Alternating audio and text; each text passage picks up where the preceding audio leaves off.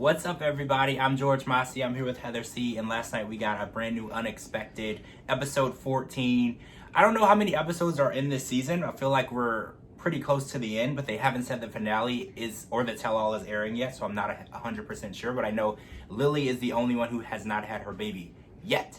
So we did see Lily and Lawrence last night. She woke up at 3 a.m, went into labor, and called her doula. They headed to the hospital. Her mom was not able to go with her. So strange, these COVID restrictions. The doula, who's not related to her, doesn't even know her at all. It's allowed in the room, and her mom is not.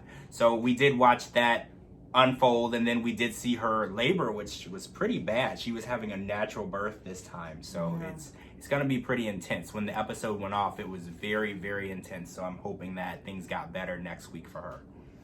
She doesn't have well, I don't know. I mean, maybe she does. Her support system is not as strong as it could be. That maybe if COVID wasn't a thing. True. I mean, she's still young. I think she's a little older than most of the girls on the show, and she definitely, this is her second time being a mom. But I know with Lawrence being a new dad, he doesn't know what to expect, and he was getting a little queasy, and because of COVID, that's all she has. So if he were to pass out, then she'd be alone. And the fact that she was trying to be a trooper and do a natural labor, that's saying something, but she definitely was putting herself through it. The screaming and the crying, I mean, I know with her mom watching it, she was probably heartbroken that there's nothing she could do for her child. But, and her other daughter, Aaliyah, had heard some of it, and it made her really emotional. She's the cutest thing ever. The conversation between her and her mom, I cried. I was like, oh, my heart. She's so cute. She's an angel. All right, so let's talk about, and hopefully next week we're going to meet LJ. But let's talk about Mirka and Ethan. So Mirka is learning that Adelie doesn't have a sleep schedule. So she sleeps whenever she wants, and she wakes up whenever she wants, and Mirka's basically a zombie. And she's really understanding, actually, something that her mom said last night. She said now Mirka is understanding what I told her about being a single mom and how hard it is. She didn't see it when she was pregnant, because being pregnant, you're not actually awake all night, and you are having issues with your pregnancy, but when the baby comes, that's when the real tough stuff happens. And I think that Liliana was trying to explain that to her, but again, the damage was already done. She was already pregnant. Yeah. I think that she definitely needs to try to get the little one on a set schedule. There's a lot going on with this family right now, and she looks like she's getting ready to break the news to everybody about her unfortunate relationship. Yes. And you know what? I don't know any of these people personally, and a lot of them, we follow, and they might stumble across this. All I'm saying is that much love to all of them. And, I hope that her mom comes around, because if this family is breaking up because of the lack of support from others, that's horrible. This family took her in like their own. They not only took her in, they accepted her. They were there for her whole pregnancy, gave her room and board, her baby, because it's her grandchild, and now they're having problems. They're completely falling apart. This is where they need the support.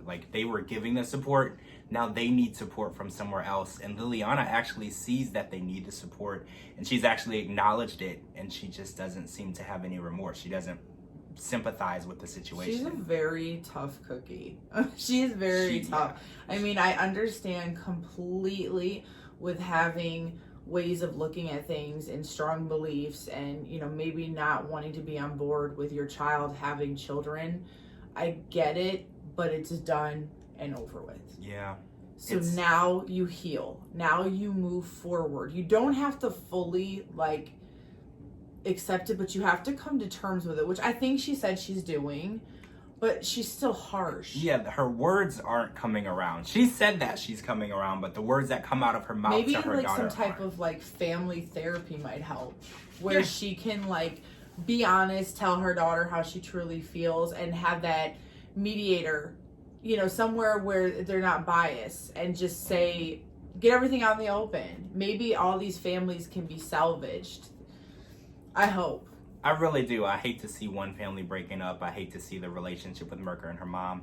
I just really hope everybody can just learn to get along. And this next segment that we're going to talk about with Jenna and Aiden and Luca, Luca actually made that happen. All of the families from Jenna and Aiden and all the blended families were all present for the homecoming for the baby. And you know, at the baby shower, there's a lot of drama, and there's usually drama when especially Jenna's parents get together. And Luca solved all those problems. Everybody was happy, everyone was in tears, everybody was smiling. There was literally no drama, and that's what I was hoping was gonna happen when Adelie was born, but it didn't happen so far.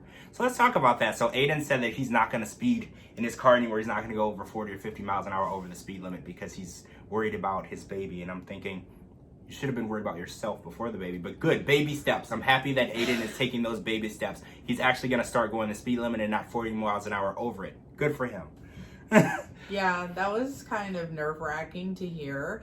Hopefully that was an exaggeration. But then again, he is young, and you know, youthful drivers, they're invincible until something happens. Exactly. So hopefully, you know, Luca will be a thing in his life that will make him want to mature and say, hey, you know, there's other Lucas on the road. You know, I have to make sure that I'm getting to my destination safely, getting my son there and other people. Right. You're not the only ones on the road, you know? Exactly. And we learned that he took one day off from work for the birth of Luca, and then it was a Friday when Luca was born, and then Monday he went back to work. So Jenna is really trying to do all of this on her own. I mean, she does have her parents and her dad and her stepmom. I wouldn't say she's alone. Like, out of all the moms, I would think she has a very large group of people in her life. I hate to abuse the word support system, but she does. I mean, her mom always seems like she's desperately trying to be there, whether, you know, it's real or not yet. It seems like she wants her mom there, but maybe the other people don't want the mom there.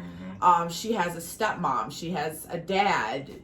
You know, she has his parents. Yeah. So, I mean, I really, really think, like, she's okay. She has matured a lot.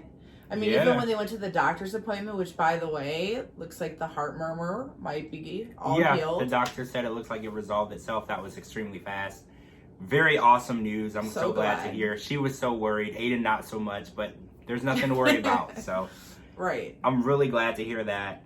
And I'm hoping that we see more positive improvements with them. I think out of the most improved couple this season, it's Aiden and Jenna. They've definitely turned into two different people. The people that we saw, the Jenna that we saw who wouldn't get rid of her rabbit to make room for her baby, is not the same Jenna that we see today. I wonder if the rabbit is gone. That's a good question. On this? I would like to know, is the rabbit still in the house in any room? Right. I know she didn't want to move it out of her room. Is it still present at all? I would love to know.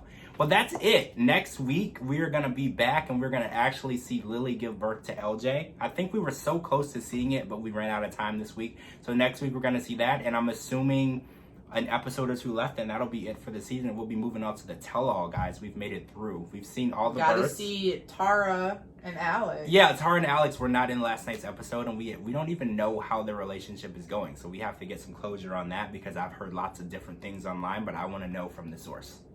So thank you guys for joining us for the Unexpected Podcast. I'm George Mossey. This is Heather C. I'll put our Twitters and Instagrams at the bottom, and this will be for you at georgemossey.com. Thank you guys so much, and we can't wait to tweet with you live. Bye.